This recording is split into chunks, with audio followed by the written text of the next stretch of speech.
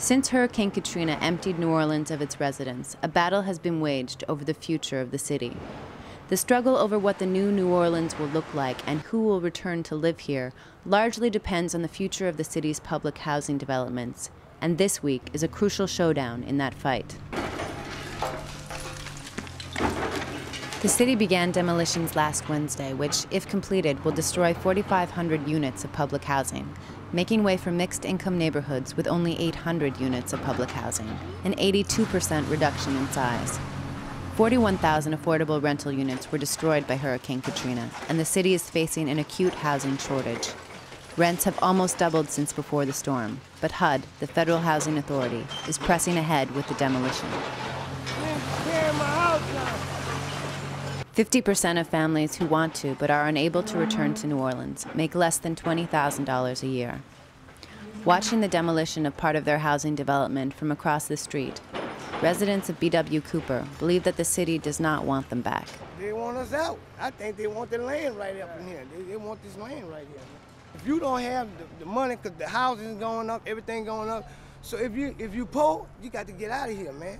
There's no place for you here. None. So that's going to be the new Orleans. They want to get rid of all these poor black people, get them completely out. They don't want the project. They're going to make condos. No, they want it to be a rich city. That's what they want. Forget us. People we haven't seen. But the hurricane, still haven't some, because they can't come back. They don't have nowhere to stay. Some people don't have nowhere to go. People still homeless, out of town homeless. Underneath that bridge, they got thousands of people under that bridge homeless. Bring tears to your eyes when you go onto the food stamp hall. The homeless population of New Orleans has doubled since the storm. Every night, over 12,000 New Orleanians sleep under bridges and crowd into the city's parks.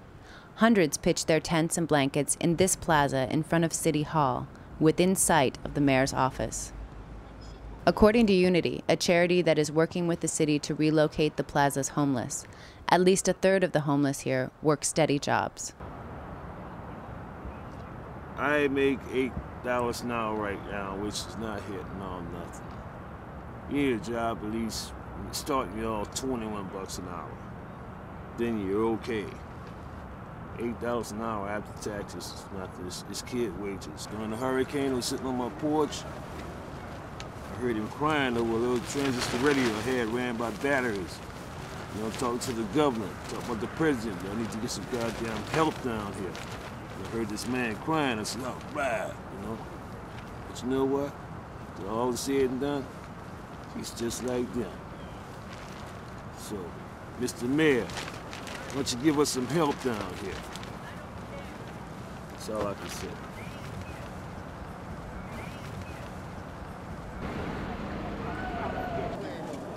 Willie. It's not because people are vagrants and drunks and bums. Like myself and my husband don't do drugs. We work every day, but we can't afford the housing. They want first month's rent, last month's rent, damage deposit. What used to be $450 a month is now $950 a month. There's a lot of intelligent people here. I have a college degree. I was turned down 3 jobs last week because I have no address. I had no idea. And I wasn't born with a silver spoon in my mouth. My family worked hard. We were middle class. But I never expected this. I didn't realize how hard this is. And along with the homelessness comes hopelessness. It's hard to look at this every day and to live this. You don't know until you live it. And I don't want people to judge us because we're not vagrants and drunks and drug addicts. We're victims of circumstance. And we're trying. We need some help. Blankets are fine, food's fine. God bless them for it. But it's a temporary solution to a big, big long-term problem. The city announced that this Friday it will fence off Duncan Plaza and evict those camped out on the site. After Friday, they will no longer be visible from the mayor's office window, but the homeless population may surge again as FEMA begins closing their trailer parks, which house more than 50,000 families across the region. In the next 6 months, all of FEMA's trailer parks will be emptied. Stop the bulldozers now! Stop the bulldozers now! Stop the bulldozers now! Stop the bulldozers now! Activists from across the country came to New Orleans this week to join local residents in actions to save New Orleans public housing.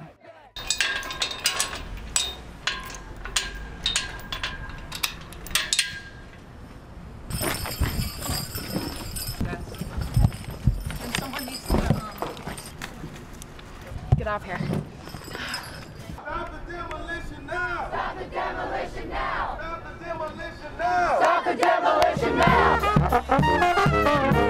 Demolitions in the 4 largest housing developments were slated to begin on December 15th, but a combination of political pressure and legal action won a temporary reprieve. Oh, let's St. Bernard Seven Wall, yay!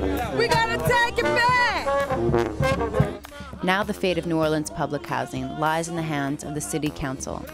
They are scheduled to make their decision this Thursday. Stop demolition! Stop demolition! Stop demolition! The Coalition to Defend New Orleans Public Housing is celebrating their temporary victory and mobilizing for the next phase of their fight.